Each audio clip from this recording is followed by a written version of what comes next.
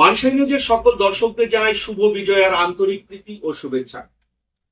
এবছরও প্রশাসনিক বিধিনিষেধে হলো না সুটঙ্গা নদীতে নৌকায় করে প্রতিমা নিরঞ্জনের মেলা। তবে মাথাভাঙা পুরসভার তরফে খাদনের ঘাটে প্রতিমা নিরঞ্জনের ব্যবস্থা করা হয়েছে। মাথাভাঙা শহরের বেশ কিছু পুজো উদ্যোক্তারা প্রতিমা নিরঞ্জন করতে ঘাটে ভিড় জমান। সেই প্রতিমা নিরঞ্জন দেখতে শহরবাসীর পাশাপাশি শহরতলির বেশ কিছু মানুষও কিন্তু ভিড় জমিয়েছে সেই খাদনের ঘাটে।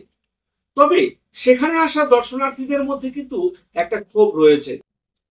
মাথাভাঙা পুরসভার তরফে খাদনের ঘাটে প্রতিমা নিরঞ্জনের ব্যবস্থা করা হলেও সুটঙ্গার দুধার ছিল কিন্তু ফাঁকা। দর্শনার্থীরা কিন্তু এবছর ভিড় জমাননি সুটঙ্গার বিসর্জন দেখতে। সাধারণ মানুষ কিন্তু ক্ষোভ উগরে দিয়েছে প্রশাসনের বিরুদ্ধে। তারা কি বললেন শোনাবো আপনাদের। প্রতিমা নিরঞ্জন আর এখনকার প্রতিমা নিরঞ্জন ফারাক কি চোখে পড়েছে আপনার? ফারাক বলতে কি, আগে যেমন নৌকা বিহারের ব্যবস্থা ছিল, সেটা আমাদের একটা এন্টারটেইন হতো। এখন সেটা না হওয়াতে ওই ব্যাপারটা থেকে আমরা মাথাভাঙাবাসী বঞ্চিত হচ্ছি। আগে বেশি লোক হতো তো? হ্যাঁ, লোক একটু বেশি হতো অবশ্যই। আর নৌকা বিহারটা একটা বিরাট একটা বিষয় ছিল। নৌকাতে করে আপনারা কি চান ওইটা আগেরটা ফিরে আসুক? হ্যাঁ, অবশ্যই আমরা সেটা চাই। এটা একটা ভালো দিক, কারণ প্রশাসন বন্ধ করেছে। এটা তো আর এখানে কি বলার আছে, প্রশাসনের এটা নিয়ে ভাবনা চিন্তা করা উচিত। অবশ্যই ভাবনা। আপনার নাম? আমার নাম সুশীল তালুকদার। আপনি শিক্ষকতা করেন? হ্যাঁ, শিক্ষক। কোন স্কুল? Dakghara high school. ওই হ্যাঁ, খেলা থেকে আমরা মনে করেন দশমী খেলা থেকেই দেখি। আগত দশমী তো অন্যরকম হইতো। আগত অন্যরকম হয়েছিল, নৌকায় হয়েছিল।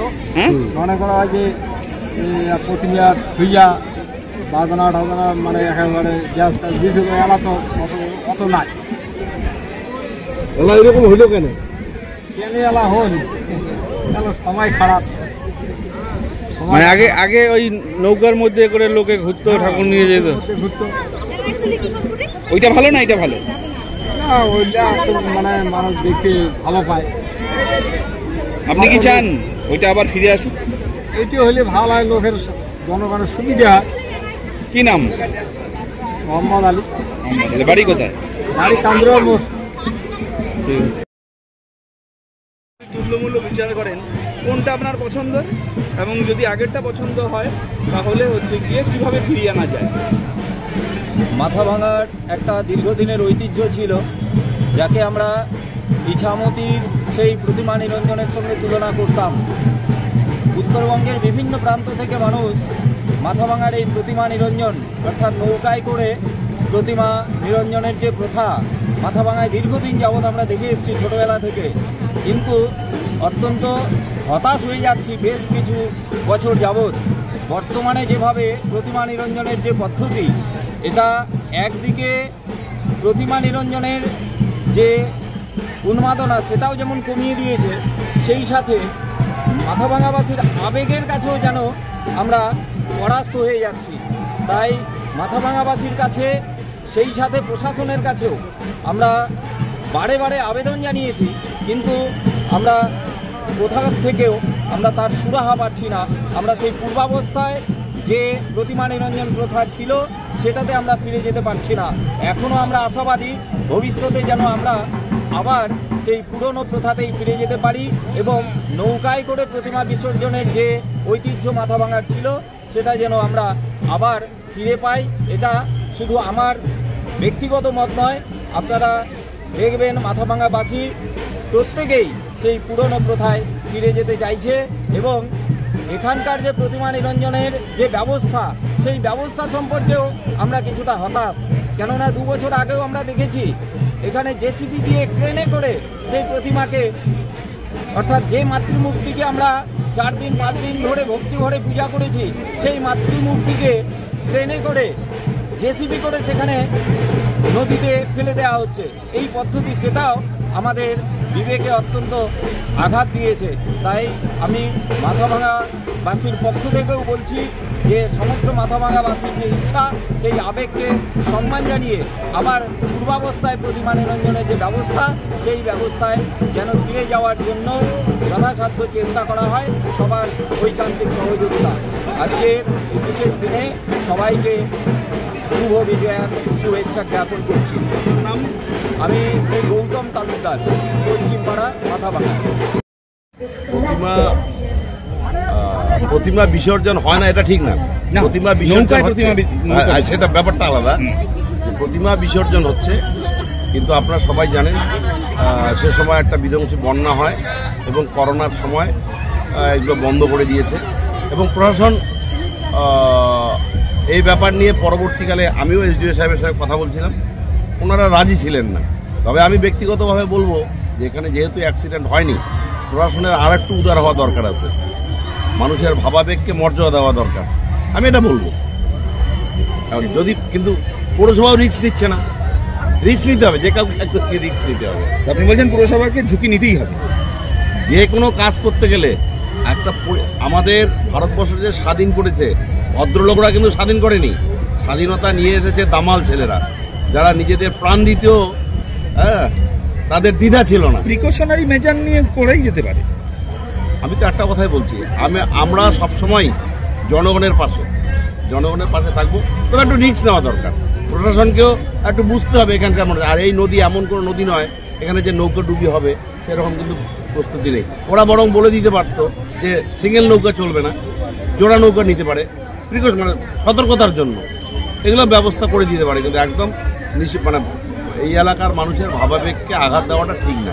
তারপরেও শুনলেন একটু আগে চেয়ারম্যান আপনাদের বলেছে এই ব্যাপারটা নিয়ে হাইকোর্ট করেছেন। হাইকোর্টকে তো সবাই ভয় পায়, সবাই ভয় পায়, হাইকোর্টকে সবাই ভয় পায়। এইখানে একটা প্রশ্ন আছে, মানুষকেও এগিয়ে আসতে হবে।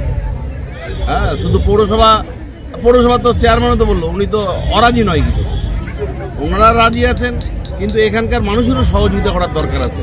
আইনটাকে আমরা মেনে চলতে বাধ্য, কারণ হাইকোর্টে কেস হয়ে গিয়েছে, এটাকে তো অ্যাভয়েড করতে পারে না। কিন্তু আমরা সবসময় জনগণের পাশে থাকার চেষ্টা করি। আপনার নাম? আমার নাম বিনয় বর্মন।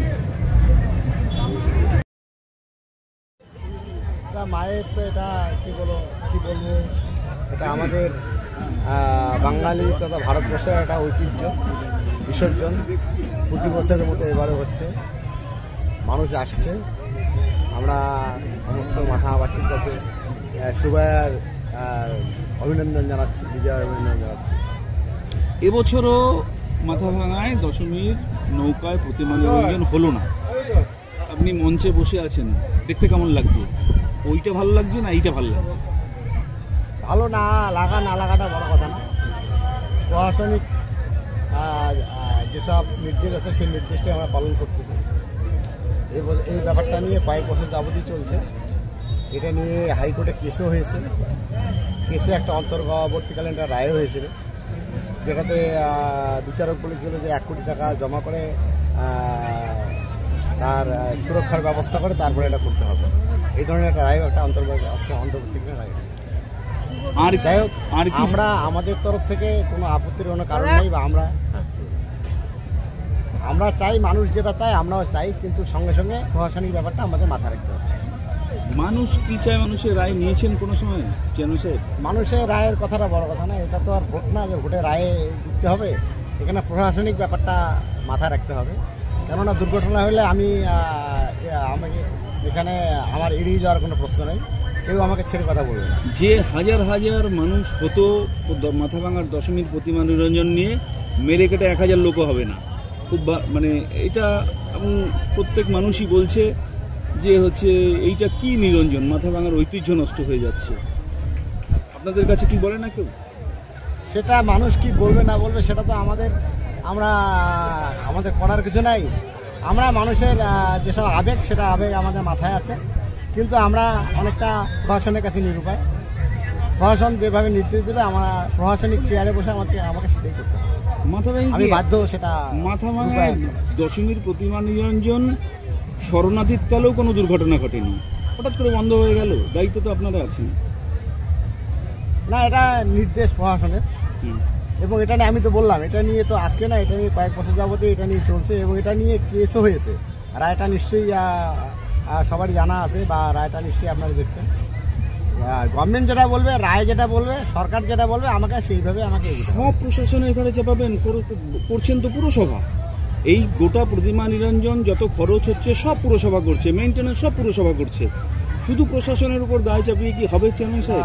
পৌরসভা খরচ করলো, সব খরচ করছে পুরসভা, সমস্ত রকম- পরিচালনা পুরসভা করছে। সমস্ত রকম আইন কানুন এবং দিক নির্দেশ প্রশাসনের উপর নির্ভর করে আমাদের করতে হয়। বিভিন্ন- পশ্চিমবঙ্গ সরকার এবং প্রশাসন যেটা নির্দেশ দেবে আমাকে সেভাবে এই পশ্চিমবঙ্গেই তো প্রচুর নৌকায় প্রতিমা নিরঞ্জন হয়, ইছামতির প্রতিমা নিরঞ্জন হচ্ছে, সেখানে একরকম আইন, এখানে অন্যরকম আইন, না আপনারা পারছেন না? সেটা আমি জানি না ইচ্ছা মতো কি হবে না হবে, কিন্তু এখানটা হচ্ছে, এবারও হচ্ছে। জেলা প্রশাসন, পুলিশ প্রশাসন যা নির্দেশ দেবে, সরকার যেটা নির্দেশ দেবে আমাদেরকে সেভাবে আমাদেরকে চলতে হবে। তার মানে বলতে হবে পুরো এই দশমীর প্রতিমা নিরঞ্জন নিয়ে পুরসভার কোনো বক্তব্য নেই, যেটা ওপর থেকে চাপিয়ে দেওয়া হবে সেটাই আপনারা করবেন, তাই তো? চাপিয়ে দেওয়ার কথা না, সরকার যেটা নির্দেশ দেবে সেটাই আমাকে করতে হবে। তবে আমি ব্যক্তির নিমেষে এটাও বলি যে যদি মানুষ যদি নিরঞ্জন যদি জলে বা আগের মতো যদি নৌকায় যদি হয়, আমার তাতে কোনো আপত্তি নেই, আমরা সহযোগিতা দেবো, পুরসভা সহযোগিতা কে করবে তাহলে এটা? প্রশাসন সেটা নির্দেশ দিতে হবে। যারা এটা চাচ্ছে, যেমন কেসে তারা গিয়েছে, কেসের থেকে সেই ধরনের একটা রায় আসতে হবে, যেটাতে আমি আমার তরফ থেকে আমি একটা প্রোটেকশন আমি পাবো, অর্থাৎ সরকারি আইনগতভাবে প্রোটেকশন আমি পাবো। মানে মানুষ বলবে প্রশাসনের কাছে আপনারা সাথে আছেন, তাই তো? আমরা সাথে আছি। আপনার নাম? আমার নাম লক্ষ্যপতি প্রামাণিক, চেয়ারম্যান চেয়ারম্যান মাথা।